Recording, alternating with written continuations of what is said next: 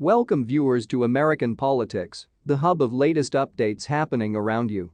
Two Democrats looking to oust U.S. Representative Elise Stefanik, R. Schuylerville, from her seat this November have criticized her for not condemning former President Donald Trump's remarks praising Russian President Vladimir Putin as the invasion of Ukraine continues.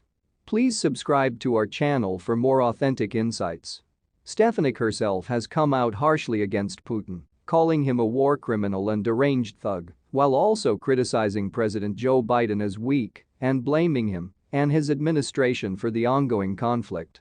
As the House Republican Conference chair, one of Stefanik's key roles is defining her party's message, but Trump has not aligned with her and other Republicans' rhetoric on Putin.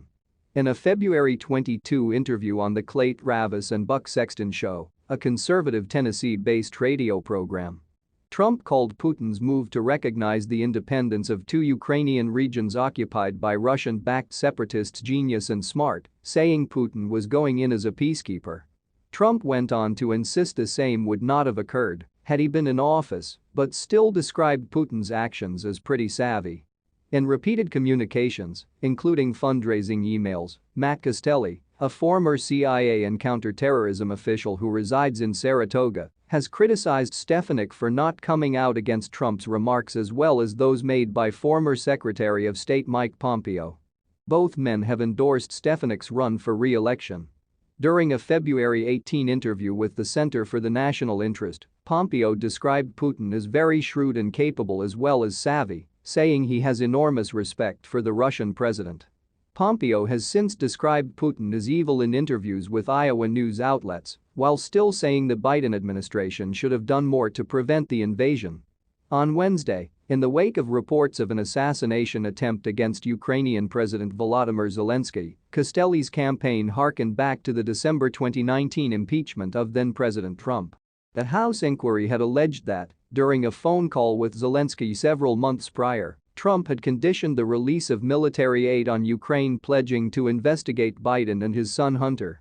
As a member of the House Intelligence Committee during the impeachment proceedings, Stefanik rose as an ardent defender of Trump. Disturbing news reports of an assassination attempt on Ukrainian President Zelensky by Russian forces requires us to seriously question Elise Stefanik's allegiance to those who side with the enemy and the violence and destruction brought upon our democratic partners in Ukraine, Costelli said in a statement. So again, I ask Congresswoman Stefanik this: will you continue your refusal to condemn Trump and Pompeo for their praise of Putin?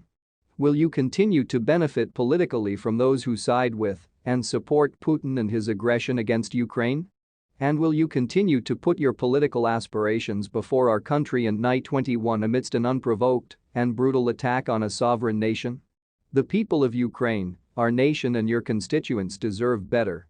Whitehall attorney Matt Butorti last month described Putin as an authoritarian who violated international law by invading a sovereign nation.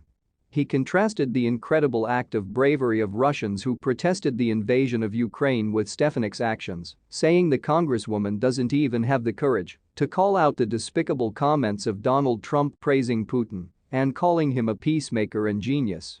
Instead, she met this moment by being small, petty and self-serving, trying to score cheap political points against our commander-in-chief in order to advance her own ambition and sow division, Butorti continued. It's sad and unpatriotic and shows an appalling lack of compassion for the Ukrainian people.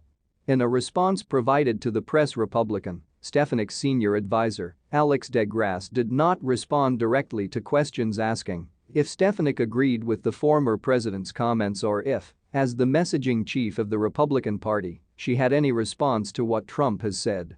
DeGrasse echoed prior criticisms of both Costelli and Butorti, going on to say that not only do they support Joe Biden's disastrous foreign policy which has resulted in the deaths of our servicemen and women and thousands of Ukrainians, but Costelli also worked in the Obama White House, while Obama and Susan Rice, his boss, refused to provide Ukrainians with lethal aid.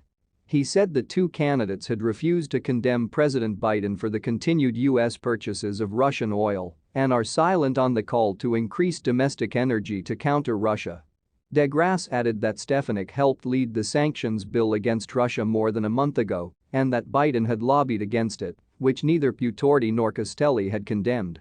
And President Zelensky is on record claiming that if sanctions were passed earlier, there would be no invasion, he continued.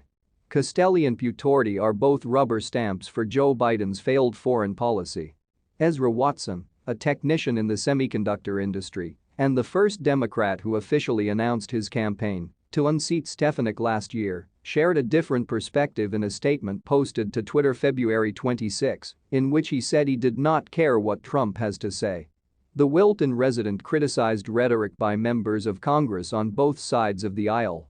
Watson said his campaign would not comply with the us and them narrative. This is about yet another war in progress due to failed leaderships, past and present, resulting in needless deaths of ordinary people in Ukraine, Watson continued. This is the result of the whims of one person, Putin, and a small group of people trying to forge a fantasy reality for their own narrow-minded satisfaction, and no one else's.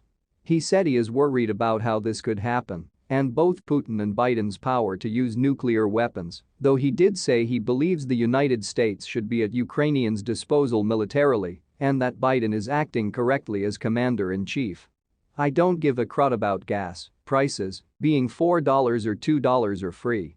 I care about fostering a livable future for my daughter, free from war. One would hope that is what everyone wants. Thanks for watching.